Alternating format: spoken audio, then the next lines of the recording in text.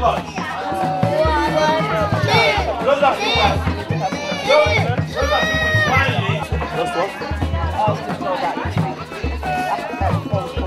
need to do the lips now.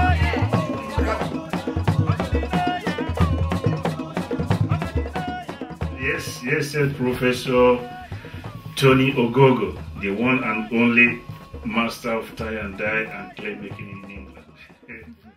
We seem to have got what we call a fans club.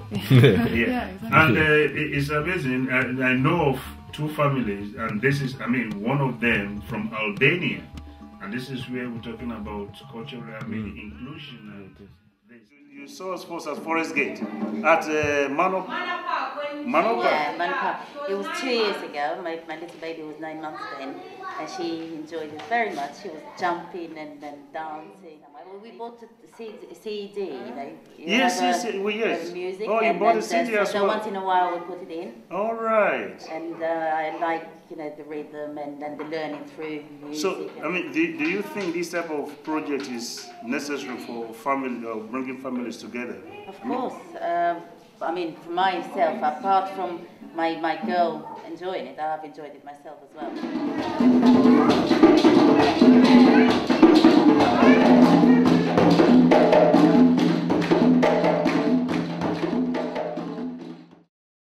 The aim of the Family Fun Day was actually to enable families, to be together and access good quality arts, have experiences. And if you see how that was arranged, we have workshops in tie and dye, workshops in clay making, in drumming and dance. And then, of course, there is the performance of storytelling. Now, the aim is to enable people to access this at their own time, at their own pace, at that same day. So you can, from one workshop, go into another and have a taste of the various art forms. Cross rhythm, in terms of music, apart from stress busting, it's just come and drum away your stress. But at the same time, it teaches group work. Listen carefully. 1, 2, 3, 4, 5. 1, 2, 3, 4, 5.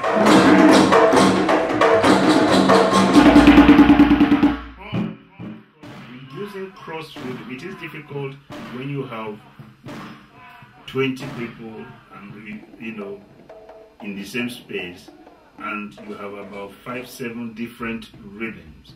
The person next to you is playing something different, you are playing something different.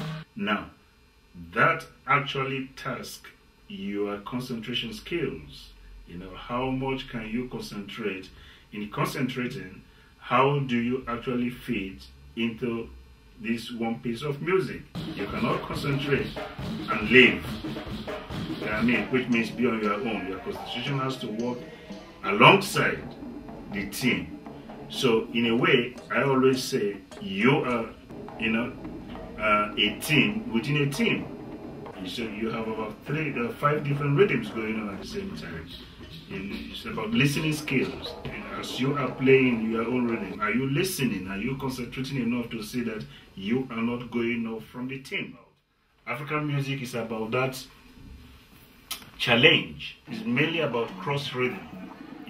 That is it is through that cross rhythm on a higher note where you can now start improvisation, where you have the skill, the ability now to start actually used to the rhythm. And after getting used to the rhythm, how can you go away on your own journey? Not going away totally and making it whatever else you are doing, not rhyming with what they are playing.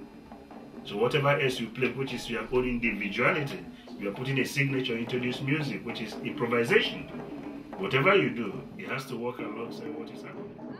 These are old people's zone. We have people, especially those from Africa, they have to remove their hats and you try to retrace the steps.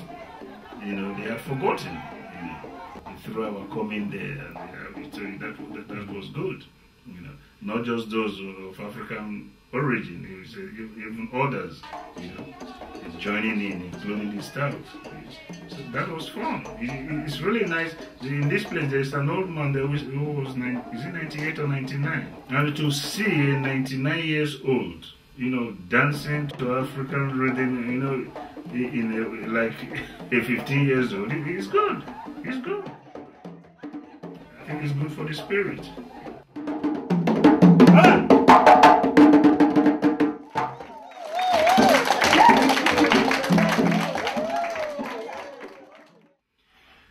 Of course, storytelling. What can I say about storytelling? Storytelling, that is the food of the soul, really. That's how we grew up, with storytelling. Listening to stories from our parents, how much you learn just through listening. At times, you sit with elders, all you do is listen. I say that storytelling is the mirror through which actually we reflect on our society, we look at the culture, we look at the language, we look at the do's and don'ts, behavior. Because these stories, they have universal themes, you know? They have universal themes, whether it's for Africa, it's for... There are stories that you can, wherever you come from, no matter the race, you can see yourself. And this is why the fables are unique. They're like music, you know.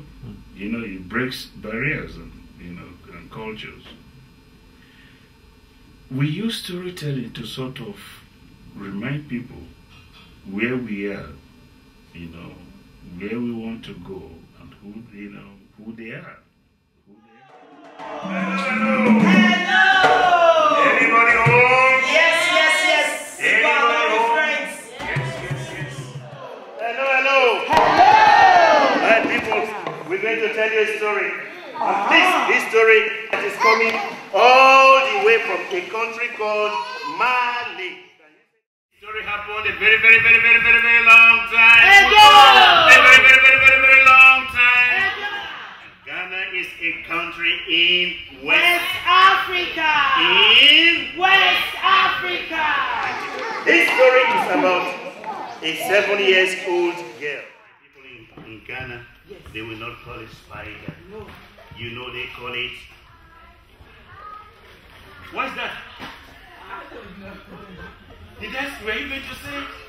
I saw your mouth. Please, in Ghana they call it Anansi. Can you say that? Anansi. One more time. Anansi. This story is about an old man and his 3 sons. An old man and his 3 sons. The old man was coming to the end of his life, and so he called a meeting between himself and his 3 sons. Story.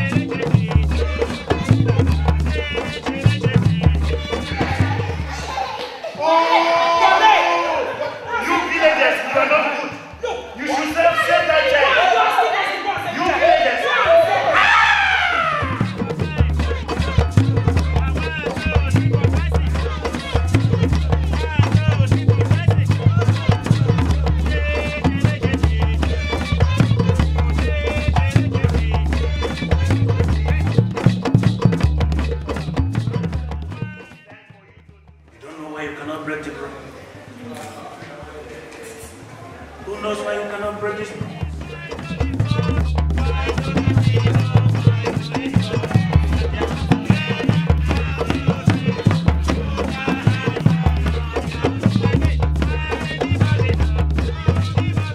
Fanta was good to everyone in the village.